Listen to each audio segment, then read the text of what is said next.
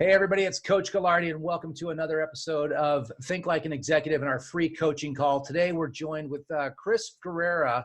And Chris, I can't even do your intro justice. So, because you've got so many different platforms, so many different businesses, from being on Good Morning America countless times to being on Shark Tank, an inventor, a creator, an engineer, a business person. Chris, welcome to the show. First of all, thank you for doing this, but please tell everybody a little bit about yourself. Yeah, thanks, Coach. I appreciate it. It's a pleasure to be here. You know, I've been doing this a long time. I started out way back, 1980, 84 in engineering, and that's been my drive through all of this was being a really good design engineer and coming up with some great products. And I've had the pleasure of working for some really big companies like Ford and BMW, Mack Trucking, this all ran. And as I got involved, the more I got involved, the more I learned, right? You learn about management and organization and vision and goals and really holding yourself accountable. So I always find that for me is a big one, right? Accountability. I don't care what you do, whether you're playing a game of baseball, right? Organized baseball, or you're really in the trenches in business. It's all about holding yourself accountable. And I always say I didn't need anybody in the corporate world to tell me what I'm good at and what I'm not good at or what I should achieve. I held myself to a higher standard than anybody. And then I got into product development, and really, I learned Lean Six Sigma. I'm a master black belt. And then I just started to launch products and really got into the inventor world and development, and found myself on, like you said, Good Morning America numerous times, on different networks, on Make 48, on NBC, PBS, I got ABC, got a chance to do a lot of different things, and I've had absolutely so much fun with it. It's like a passion of mine now, and I love seeing people take a concept, right, and grow it into something that's tangible, that they can see on the shelf in a retail store. That you've already brought up a tremendous amount of questions I have for your business and stuff. But one of the things was, you started off being an engineer, and no disrespect, but engineers are horrible salespeople, right?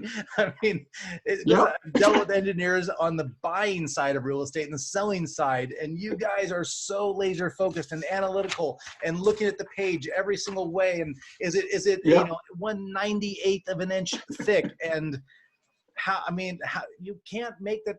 It's impossible to be an engineer and a great salesperson. So how did you do it? Yeah, it's DNA. It's in your DNA. I always say, I was curious as a kid. I like working with my hands, but you can't be more accurate about that. Usually engineers are guys you sit in the corner, right? Turn off the light and say, design me something. I just like people. I like working with people. I've always been outgoing. So I found that, and even in my business now, it's really unique that there's a lot of people who can't get in front of a camera and then go to the back end and do the work. I've always felt that in order for me to really be good with a group of people in manufacturing, I had to be one of those people. So no matter where I went, you would find me on the floor. I'd be assembling cars. I would be cutting steel, whatever it took to get that team and really see that I'm part of it. I'm not just a guy that's throwing out orders and having goals and pushing people. I'm also doing it with the group. And that just brings some unity that I can't even describe to you. I've had people still to this day remember things that happened in 1990, 1995, 2000, and they always bring up the events. Sure. So I felt like that DNA is part of that, the engineering side, and being able to really enjoy working with people came natural. Yeah, I'll tell you a quick story when you talk about kind of like ownership and leadership and lead by example. When I was a young kid, 18, 19 years old, living in Las Vegas, I worked in the restaurant industry, as we all do at one point of our lives. Right. And I think it was a waiter, a bartender, whatever I was. And the manager there, Joe Palladino, good old New Jersey boy, right? So Joe Palladino, he comes in and he's got his sharkskin suit on and stuff like that. This is, of course, Italian restaurant, a little bit above the Olive Garden, let's just say that. Comes in a sharkskin $3,000 suit, and the dishwasher doesn't show up that day. So Joe's got some scissors and a garbage bag. Can only imagine what this guy's thinking about doing. And he's cutting holes in the garbage bag, and he puts it over his suit.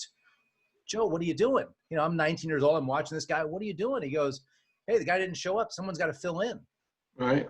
Mind blown. I mean, this is the guy that's the GM of a restaurant called Sfoozy at the time on the Las Vegas Strip.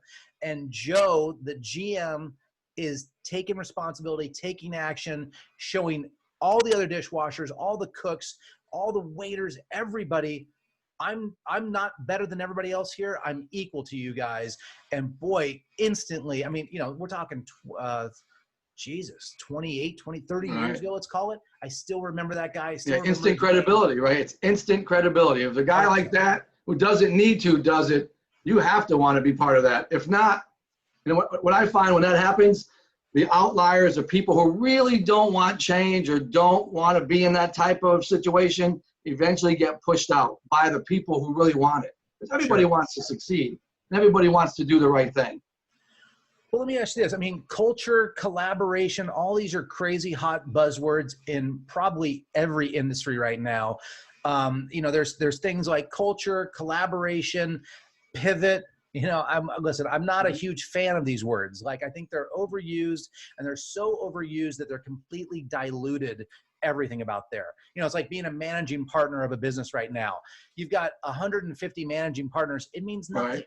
Like, it's just everything is so diluted. But talk to me about like culture and collaboration. I mean, you are leading by example. Is that how you get people to follow? Yeah, a couple things, right? So that's one. I like to know people. So I like to get to know their families, kids. You know, I'll even go out for lunch and hang out, go to a baseball game, football game, get a group of everybody together. But I always start with what I find is important to me. I use the 5 S's, which is part of the lean system, which keeping things organized and structured. And I always have goals set for everybody. Everybody is on the same goal. So I have a vision that I see where I want, you know, if it's an individual or a company, where we need to be in a year. You can say 3 years, 5 years, that just doesn't work. I mean, a year is real. You can even plan out 2 years.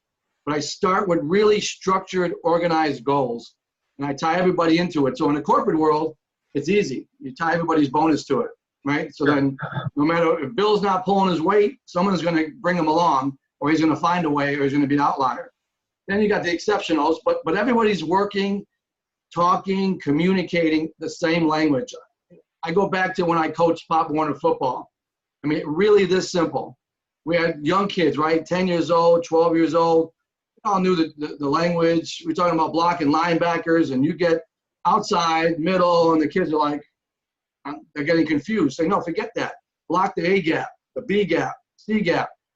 Kids start understanding it better. Every coach now is talking the same language to the kids. It quickly resonates, and then you see the improvement. They get it. So now they're reacting faster. Same in business. Same exact thing in the business world. When you can start breaking down what 5 S's are and 8 waste and lean and how to product fast, get tooling quick, make it in U.S., all of that resonates with people.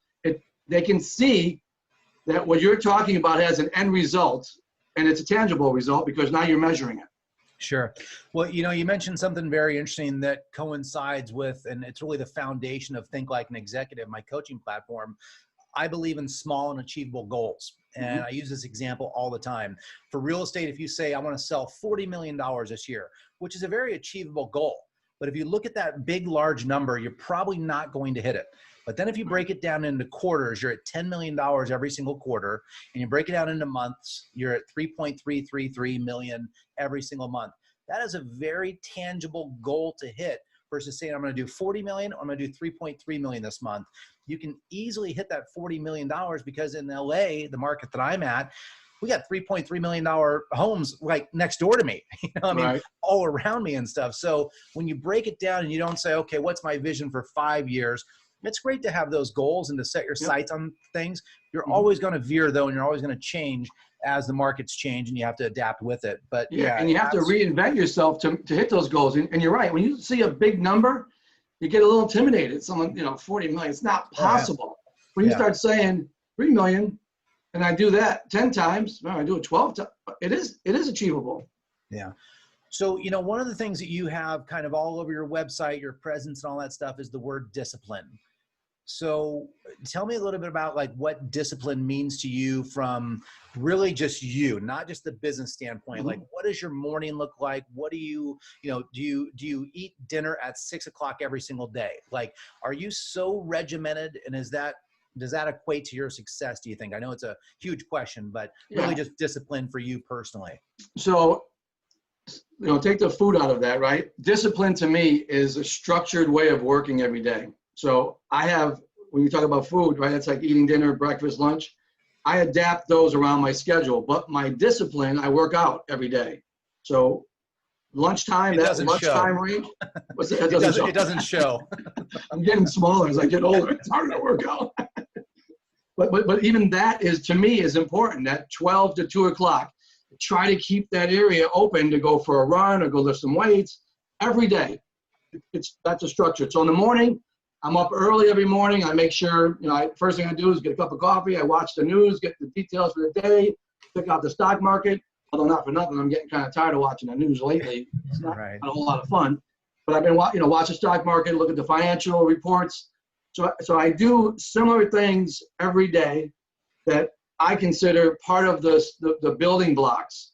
So, we talk about when you build a house, right? What do you start with? You start with a good foundation. If you don't have a good foundation, it's going to crumble down at some point. You can only carry it for so long.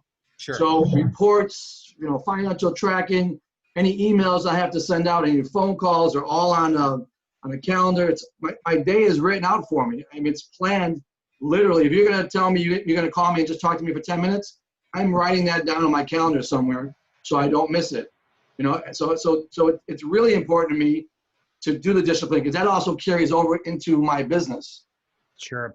Yeah, that's a huge thing. I mean, I'm a big time blocker also. Like, I have a haircut tomorrow. I have time blocked 2.5 hours for that, for driving back and forth. And I mean, you don't obviously have that problem, but Well, you have no idea how much work it is shaving this baby every morning. I saw a picture of you on your website with a hairnet. I was like, oh, that's just ironic right there. Yeah.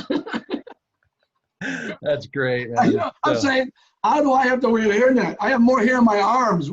Why are my arms not covered? Jesus. Oh man, but yeah, so I time block everything. I think it's so, I can't impress upon people how important it is. If it's in your calendar, you're going to do it. If you see that pop-up reminder every single 5 minutes on your window, on your computer and stuff like that, and it keeps telling you to do it, the first thing you want to do is get that off your calendar. Leave me alone. So take care of it. And if it's just a quick 5-minute phone call, like you said, or a 10-minute phone call, even just sending an email. I mean, I put I put the simple things in my life in there of a haircut. So yeah, I absolutely agree with you. And it's a grind every day. Yeah. No matter what I'm doing, whether it's a business, whether it's a product launch, it's a grind. And you have to mentally prepare yourself for that. If you think you're going to work 2 hours a day and hit it big, unless you're playing the lottery and you know something I don't know, it's not happening. You gotta grind it. You gotta work at it every single day. And that's part of you understanding that that's a requirement. It's part of a discipline for yourself to make sure that you do that every day. Then it becomes natural, right? And it becomes a natural routine. Well, it's effortless at that point. You just automatic. I know I have to do this. I know I have to do this.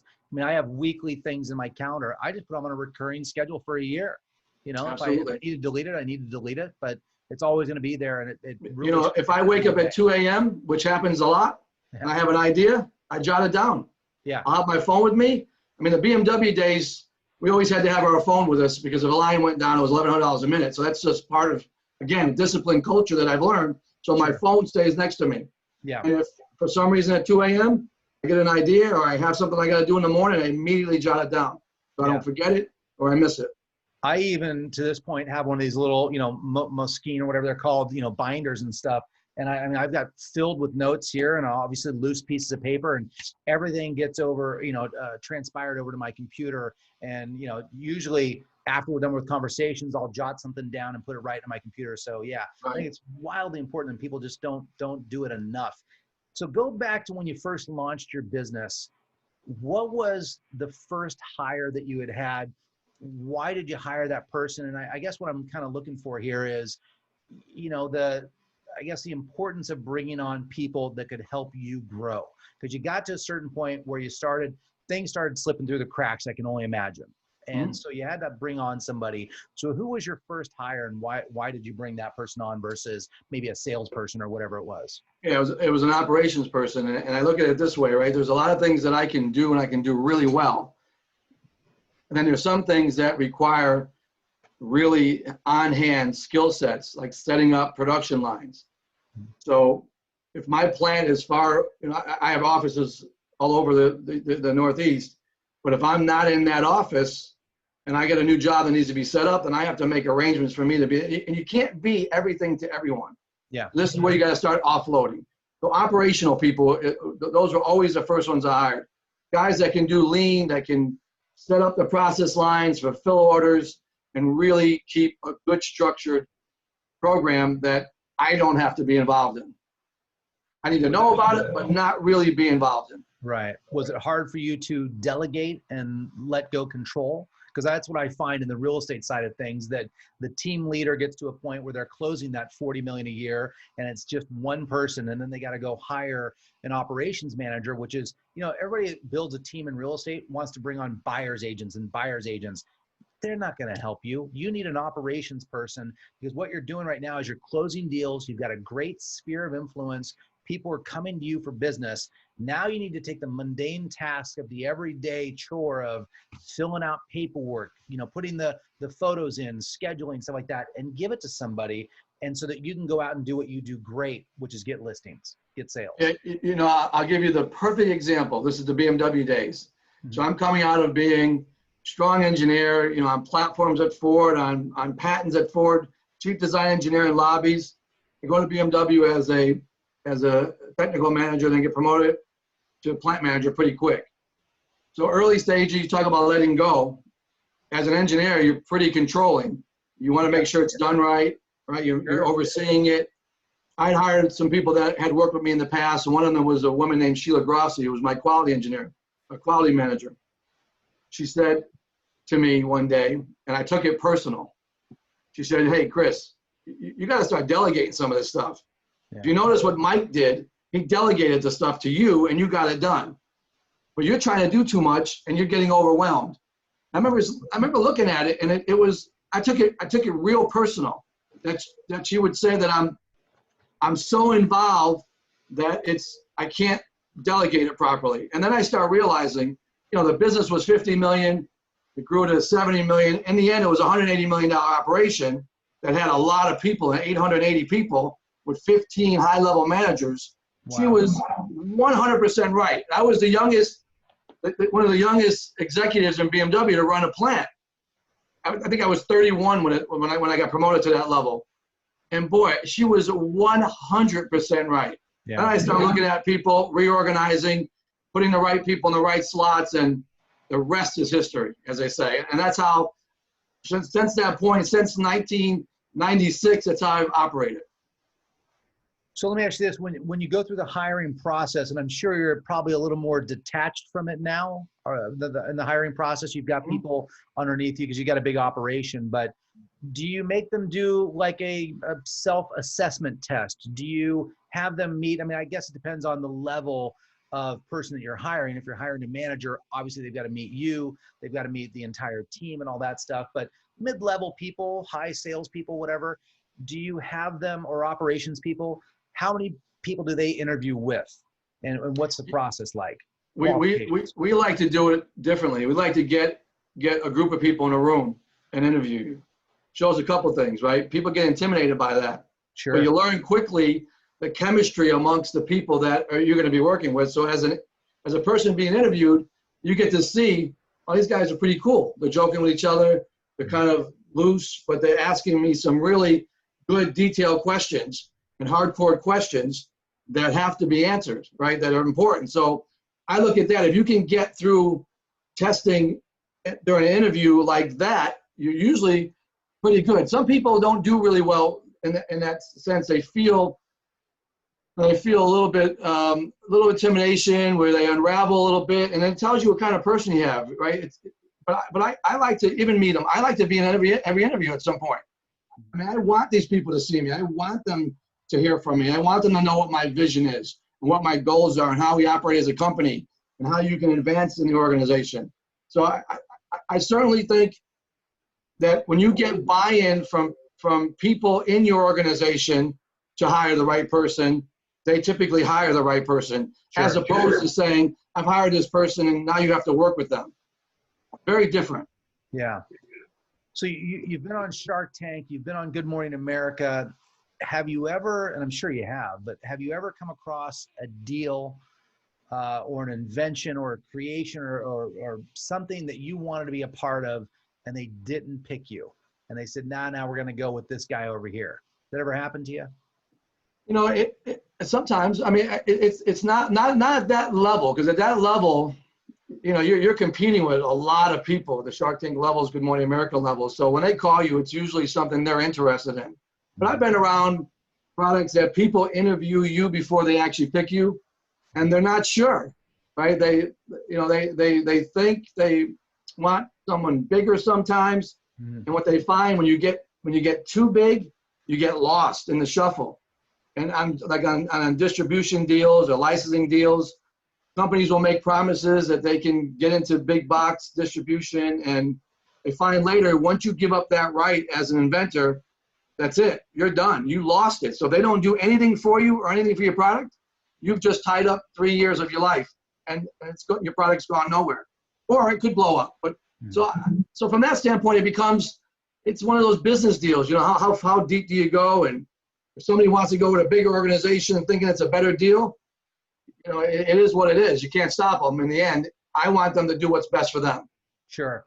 So, you know, I was previous to launching my coaching career, I was the sales manager for all of San Fernando Valley for a very large luxury real estate firm called The Agency. And The Agency is, you know, primarily a West Coast operation, but they've got about 28 locations now. And, you know, they are very high line, well-to-do, you know, tens of millions of dollars of listings, some of the biggest sales in Los Angeles and in the Valley that they've done. People would always come across and go, well, you wouldn't sell my little $700,000 condo. You guys are too big.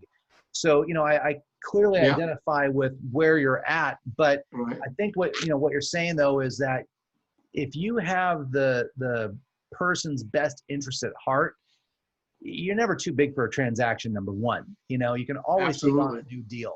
But I think if you come across with compassion, and my buddy Jake Lynn, who was just on last week, says compassion before commission.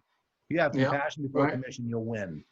Yeah, I always approach it. Anything I do, I have passion, right? But I'm competitive to go with the passion, so I always want to be successful. So any job I take, I don't take them all on, but any job I take, I want to make sure that I give them the best opportunity to succeed. So that's what I say. I'm a man of my word. If I say I'm going to do something, I do it. I've always been, you know, one of the leaders in the market, and getting products to the market quick is a big deal right now. And that's something that we do really well. Not all products lend itself to that, but the ones that do, we make sure we take good care of them. And anybody I work with will tell you that. Yeah. So big question is, what makes a great salesperson? Yeah, well, you go on forever, but I mean, you know, what are some attributes that you think, you know, listen, I'm sure you've been sold. You have to have been sold because of the inventions and stuff. So have you ever bought into a product that may not have been up to your standards product level wise, but that person was such a great salesperson that you said, I've just got to work with them? Yeah, absolutely. You know, it starts with, to me, it starts with believability, right? Trusting somebody. Okay. If they're believable and you can build a relationship and you have common values, it becomes easy. You know, I was on Good Morning America one day, and Barbara Corcoran was walking by from Shark Tank. This is before I even met anybody. I went up to her and introduced myself, and the first thing she said was, wow, it was inviting. Like, I felt so inviting to have you introduce yourself. She called everybody over. There was about 20 people in the hallway at Good Morning America, and say, hey, listen, I want to show you how to get a good handshake in. This guy just, by talking to me, invited me over. So it's that, you know, I wasn't selling anything, but myself, right? Sure. Promoting myself. And I felt like that's how I think you could be a good salesperson, and be inviting, really have data, know what you're talking about. don't BS anybody, because in the end, it's going to come back later. Just be trustworthy up front and tell it like it is, and have data to support your background. And I think the rest is history. You'll get some good support. That's probably one of my least favorite sayings out there is "fake it till you make it." You know, Yeah. Oh boy, I hate people that. say that over and over again, and I don't think you can. I mean, I don't. People are it catches up to you at some point. Yeah. I mean, it catches up to you at some point. I'd rather be completely boldly honest with somebody up front, but have a relationship with them and build a relationship later, even if we don't do business. Sure. Absolutely. Absolutely. See, where else am I here? Oh, so it kind of leads into like networking, you know, the sales and the networking aspect, how you went up to Barbara and you shook her hand, you introduced yourself. I mean, listen, it's a skill set to be a great networker and to meet people. And I think that you can teach people certain skills, but there's also that dividing line where you get great at it and you've mastered it that you can't teach people. Either you really have it ingrained in you, like the sales aspect that you have with you. And I can teach you up to a certain point how to be a great salesperson, but the mastering part, and especially networking, I think that people really fail at networking. So why did you go up to Barbara? How did you go up to Barbara? Is it just as easy as saying, "Hi, I'm Jason Galardi. Who are you?" Yeah. No, I mean, you know, I always like to know something about somebody, right? Sure. Like, you know, I go back to when I met Robin Roberts on the anchor in Good Morning America the first time. It was in a grocery store in 1990. You know, and I just said, I've been watching ESPN every Sunday morning. So I said, I said, I'm going to go out and introduce myself. And at the time, my wife was like, "You're going to do what?" I said, "Yeah, I'm going to go up and introduce myself." I did. We talked. She introduced me to her parents. Now, you know, fast forward this 25 years later, I'm doing a national commercial with Good Morning America. And I've been talking to Brandy about it. I don't know. She said 7 years. You think Robin remembered me? She said, "She's not going to remember you." So I don't know. It was kind of a special moment. So we did that national commercial. I went up to her and said, "Hey, Robin, I got to ask you a question." And Brandy said, "Oh, here we go. You know, 7 years ago. He's been talking about this for 7 years." Whatever, 25. And she said, "Yeah, I can tell you exactly where it was." She named the grocery store. Wow. Brandy started getting emotional. Robin Roberts started getting emotional. She said, "You know, I don't introduce anybody to my parents." I remember that like it was yesterday. Then she tweeted me and said, "I'll never forget you meeting my mom and dad." Wow. So I'm like, "Okay, Brandy, I won this bet." Right. One for the boys. Right? Yeah, so I think if you know a little bit about somebody, it makes them also feel easy. Sure. And just approaching it as a likable, I mean, they're all individuals, no matter what level they're at. They're just like anybody else, and they're great people. Well, it's like your Dave Winfield story that you told me last time we spoke, you know, where you were at a buffet, I think it was, and Dave Winfield's behind you, and you just turn around, you introduce yourself. Yeah. Next thing you know, 5 minutes later, Dave Winfield's sitting down at your table having lunch with you. I mean, that was crazy experience. I was at a Marriott next to ESPN. And at the time, Brandy says to me, "Who is that?" She whispers, "Who is that?" I go, "I'll tell you later." And then literally he came over and sat with me. And he talked about how to get my kids scouted better. He talked about ESPN baseball and the stats and remember games. I was 13. I was a freshman in high school watching him play. And I remembered some of the plays that I was bringing up. And he just lit up. And he just enjoyed talking about it. It was another really cool experience. Yeah.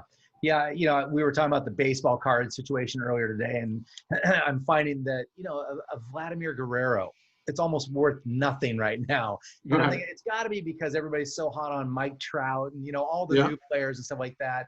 And, you know, when the kids of this era get to my age, your age, our age, you know, then they're going to be like, "Oh, Mike Trout, remember him?" And there'll be a new set of players and stuff. But I mean, I have a Guerrero hanging up, a signed jersey hanging up in the other room. It's worthless. It looks good.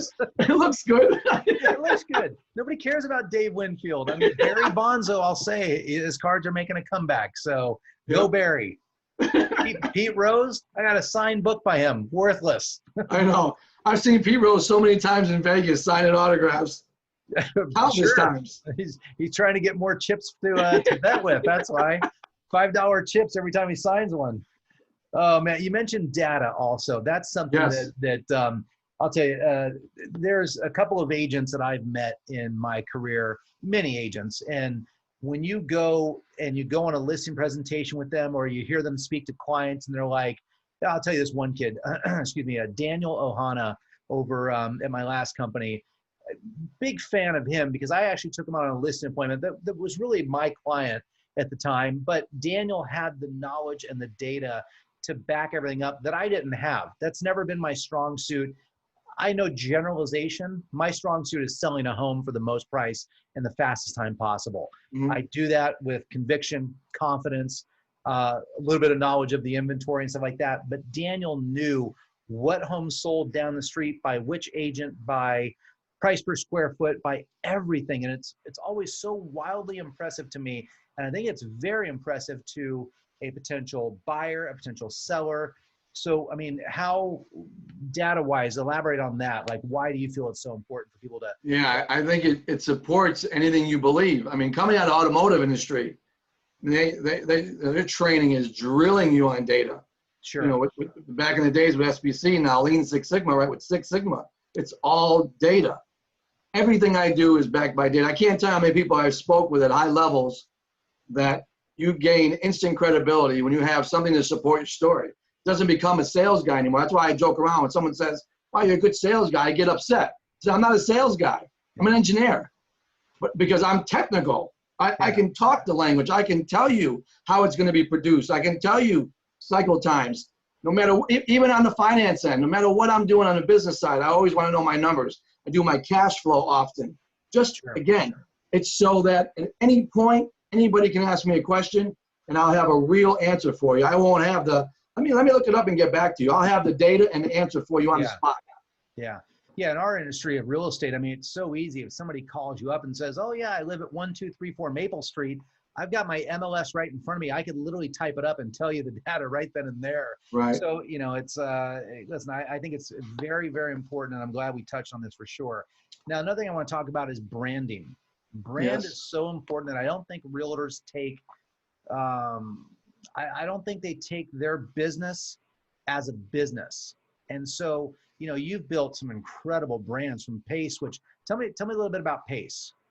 Yeah, so Pace is a kind of a offshoot of what I'm doing now. Pace started out as a company, productivity and capacity excellence, to go into corporate America and fix bottom lines.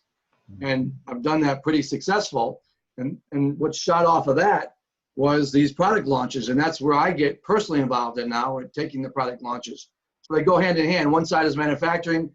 The other side is a little bit of branding and marketing and selling it into some big retail avenues. But I can tell you this, when I picked a real estate agent and I had some big houses I sold in New Hampshire, I looked for somebody who had a good brand, somebody that I felt was trustworthy, someone that I knew had my best interest, not just a commission.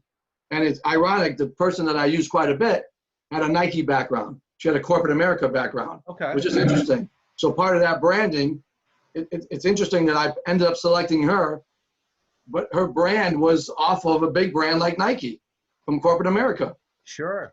Do you want to give her a shout out? She's in China now. So I think she moved the whole family. She's in China. I use a great group in New Hampshire now, the Healy Group. Amazing. Good people, do anything for you. And Brian Healy, Brian and Michelle Healy. All right. How big is their team, or is it just the two of them? No, they have a bunch. They have a bunch of people they use, but they're the sole proprietors of their organization. But man, they will work all day long for you. Just, again, easygoing guys, nice people. Yeah. And they did some things for me in the real estate side that I'm not sure a lot of realtors would do. As far as, you know, me traveling, I'm handling some of the accounts. Great people. I'm telling you, it's so easy to go that little extra mile to set yourself apart in really any industry. And it amazes me how little people are willing to do for such the big commissions that we can make in real estate. $1 million property, we can make $25,000 to $30,000. And you mean to tell me you won't go to my house, unlock the door so the maid can get in? I'm driving over today. Boy, you have no idea how much that means. I mean, it's like that. Some things that they did for me, and then now they just become part of my network. So I refer people to them. If I need to sell something again, they're the first ones I call. That's great. That's great. Well, they've earned your loyalty. Absolutely. And they've done that through hard work. They've done that through their conviction, believing in their business beliefs and stuff, and just being all around just good people. You know, right. You know, Absolutely. in our industry, and I'm sure you get that in your industry as well, but you know, the agents that want to get into like a pissing contest with you about, oh no, I'm standing up for this, I'm doing this. The first conversation I have every time I get into an escrow with a new agent or an agent that I've never done business with is, listen, I just want to be very clear about this. I used to think of real estate as an individual sport, and it is an individual sport until you get into escrow. Then Chris, you and I are a team, and we need to work as a team together to get to the finish line. The finish line is delivering our clients a great product or a great sale. So if I have a problem with my client, Chris, I'm going to call you and ask you how you think I should get over it. And if you ever have a problem, please feel free to call me. I swear that is my script every time I get into a real estate transaction. And on the other side, guess what they always say? That's how I feel. So, and it sets the tone for the entire transaction. Because if you don't have that conversation with another person, another salesperson on the other end, they're instantly going to be defensive. They're going to hold their guard up, and they're going to give you a hard time for that transaction, which doesn't benefit the buyer or the seller or whoever's trying to benefit at the end of it. Yeah, and I want them to be transparent. I want them to know what my cards are, so that they can sell it properly. You know, I'm not the guy that's going to tell you something later after you get an offer. I want them to know everything up front, because there are some, you find the tough buyer that wants you to fix that or wants you to change this, and then they're using it to bring the price down. And it's like, come on, like, you really don't want to buy the house. You want to buy the house at this price. It's not what it's worth.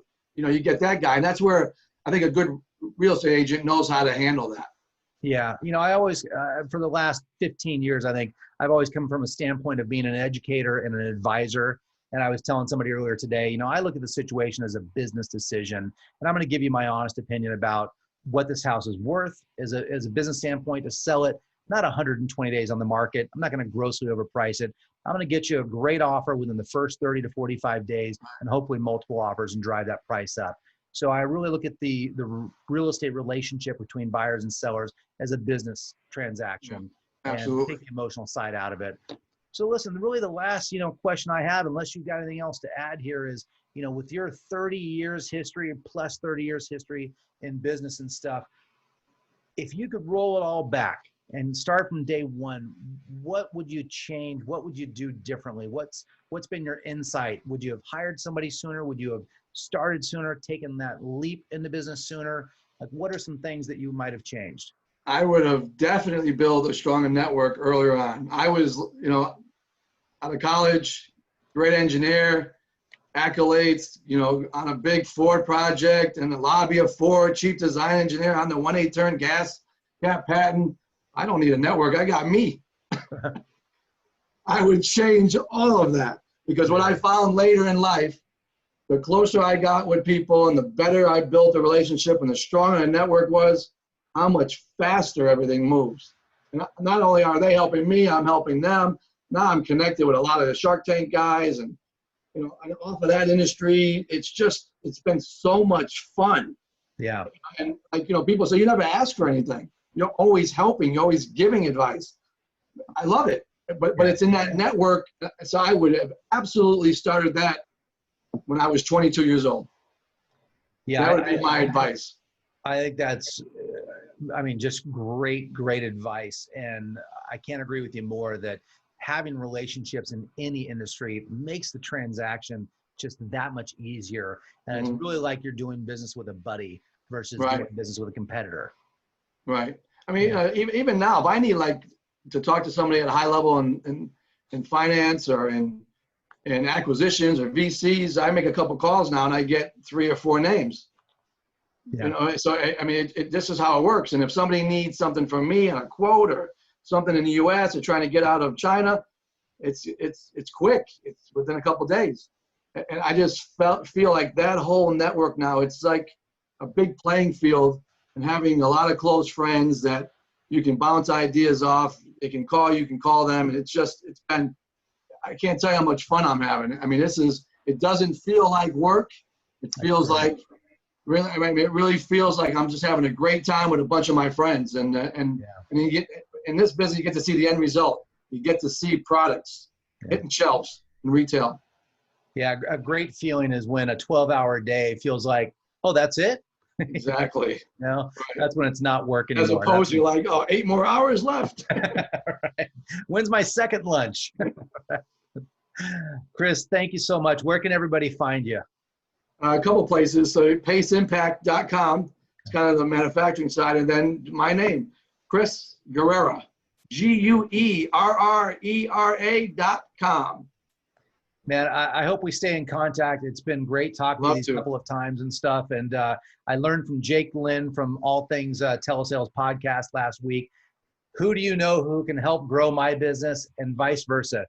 I'll think of somebody I know that can help grow your business. And please, let's keep the lines of communication open. And I hope we stay in touch for a long time. I will. Okay, Coach. Appreciate having me on today. I enjoyed it. Yeah, Chris. Thanks so much, man. I'm going to go through my sports cards today and keep looking at them. All right. Take care, buddy. All right. Thanks. You too. Thank you so much. Be well. Right, bye. Bye-bye.